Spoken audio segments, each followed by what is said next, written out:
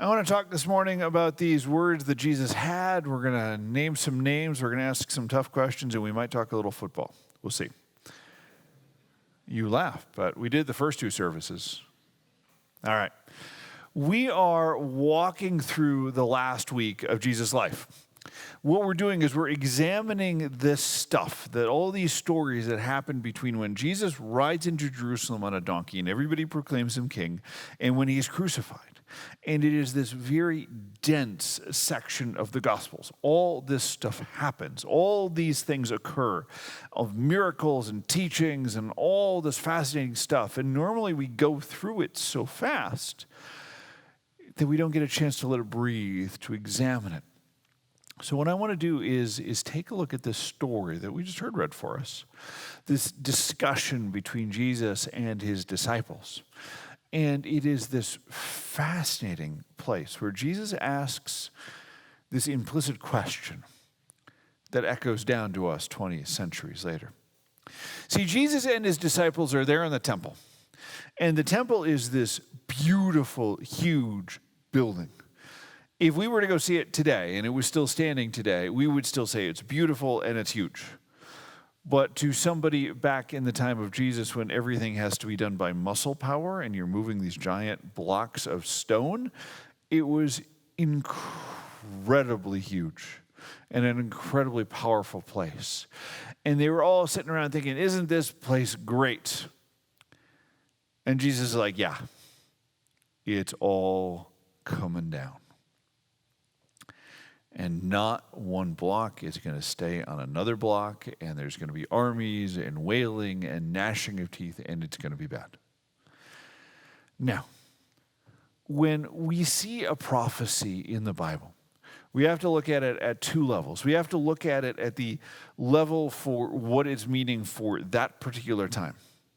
So when Jesus is saying these things, he's referring to the events that are going to happen 40 years after, when he's talking about this stuff, the events of 70 AD, when the Romans lay siege to Jerusalem and then do exactly what Jesus says. They destroy the temple, they burn everything down. It is this awful thing which still leaves scars on the heart of the Jewish people today.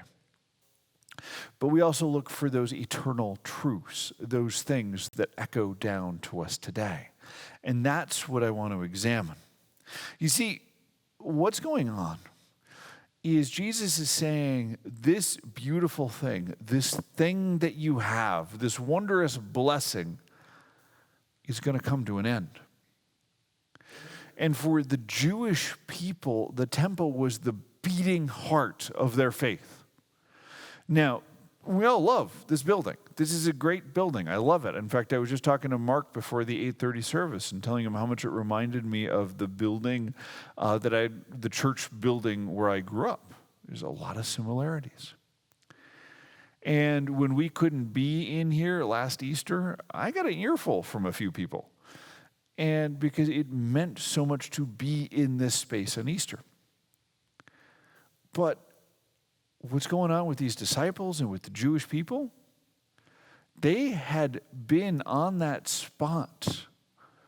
There had been a temple there for 1,000 years. Solomon had dedicated that temple 1,000 years before Jesus was there. And the Jewish people marked that spot as sacred for 2,000 years because God had told Abraham to build an altar on that spot 2,000 years prior to Jesus. So, we've been here 60 years in this spot. But that's just peanuts compared to the 2,000 years. And it was a place where everybody came and offered sacrifices and dedicated their babies and the whole 9 yards. And it was the heart of everything. And Jesus is saying, yeah, it's going to be bad. And he says, there's going to be trouble. And people are going to try and lead you astray, and they're going to come in my name, and it's going to be bad. And then he said, their people are going to lay their hands on you and persecute you, and some of you will even be put to death. And then he says this at the end of it, but not a hair on your head will perish. And as you're reading that, you're thinking, well, wait a minute, Jesus, didn't you just say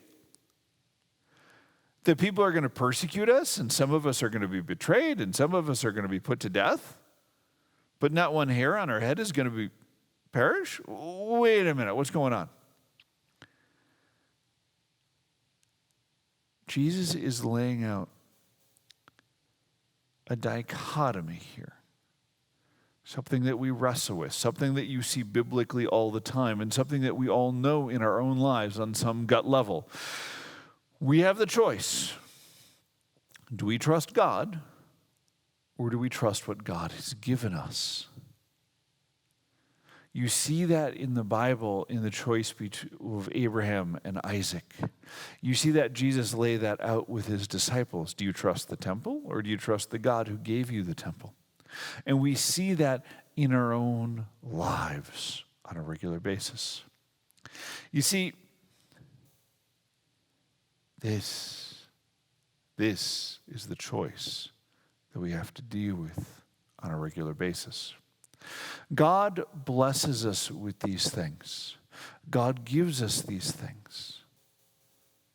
And often it becomes our habit, our own thing, to just hold it close and say, I'm not going to let it go. This is what really matters. God gave this to me. I'm not going to let it go. And sometimes we hold that so close, it crowds out our relationship with God. Let me tell you a story. There was a gentleman by the name of Ravi Zacharias. And he was a very influential thinker and author. He wrote a lot of stuff, particularly if you were in seminary of my generation, or you were in evangelical circles of my generation. He wrote a lot of stuff like Jesus Among Other Gods.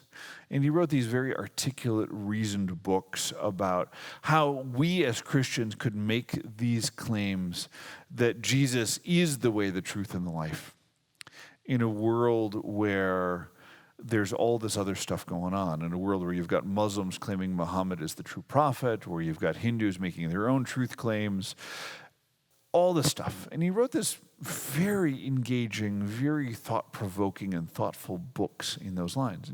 International ministry, did a lot of speaking. A couple of years ago, there started coming out some allegations about his improper and inappropriate behavior. And of course, he denied it. But that's not the interesting part of the story.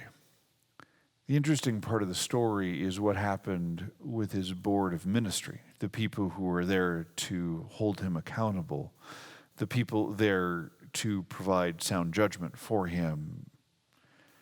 They reflexively denied any of the allegations. And as the allegations went on and got more serious, they reflexively denied and attacked the people who made the accusations. And then when Zacharias passed away last year, more and more stuff came out. And to their credit, they did a reevaluation on these things. And they said, you know what, we messed up. These allegations were credible, and we didn't take them seriously when we should have. And they made the point that they said we didn't do it for a couple of reasons. We didn't do what we were called to do for a couple of reasons. First, because we just simply didn't want to believe it. And secondly, because we had our ministry and our careers and everything else tied up in what he had done. And to admit he had done these wrong things would have affected everything that we do. And I tell you that because that is such a temptation for all of us. To realize that there are good things that we could be doing. To realize that there's stuff that we should be doing. But we don't want to give up this thing that we had. We don't want to let go of this thing that God has blessed us with. Even though we're called to something new, even though we're called to a different thing, we can't let go of where we were at.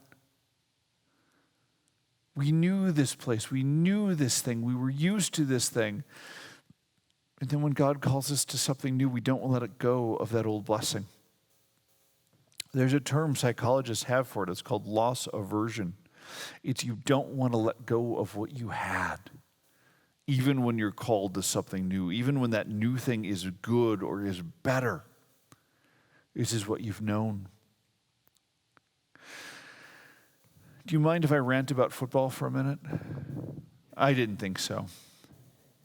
Look, I don't see any Green Bay masks at this service. I saw a couple at the first service, and there were some Green Bay blankets, the Packers blankets at the last service. But you could, okay, at least I'm not seeing any like Bears or Lions stuff here. But anyway, one of the things that absolutely drives me crazy about the Minnesota Vikings these days is they're in this mode where they're just playing not to lose.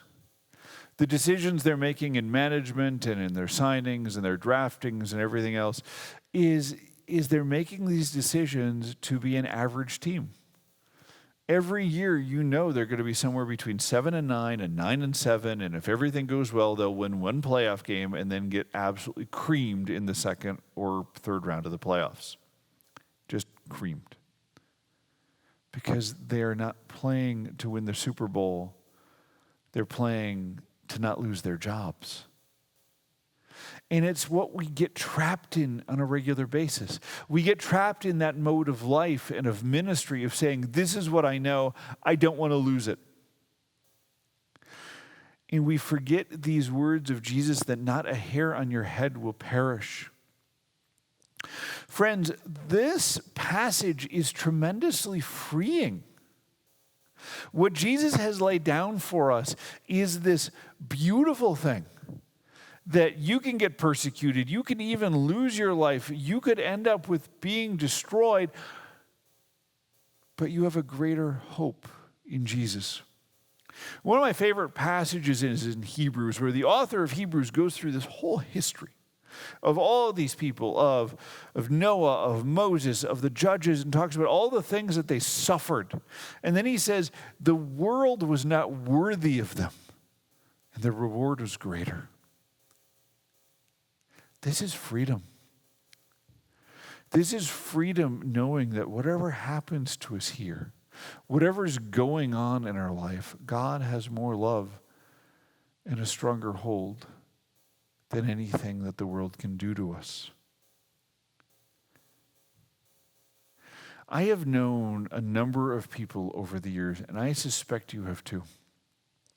People who have a lot of joy in their lives, and it's not because they haven't had any suffering. It is the opposite. They have suffered and they have been tried and they have come out the other side and they say, you know what? It's all been done to me. And because it's all been done to them, they can laugh. I can think of people with MS and I can think of cancer survivors. And they're basically like, whatever. You can't do anything to me. I have suffered it all. And that is the beautiful thing about this passage. What Jesus is saying is whatever the world throws at you, whatever the betrayal, whatever the sorrow, whatever the flame that comes through and destroys the things in your life, not a hair on your head will perish because you were loved by him. God's grace is greater than the troubles of this world. God's grace is bigger than the trials you will endure. This is a time of repentance, a time of taking stock, a time of saying, what am I truly trusting in? And what I want to ask you this week is ask yourself this question. What am I truly trusting in? Is it God, or is it what God has blessed me with? Is it the things I know or the things to come? It is tough to examine those at certain points because we are so used to the things that we've had before, and we want to be called to those new things, those new ways that God is leading us and guiding us, even though the future seems frightening. Amen.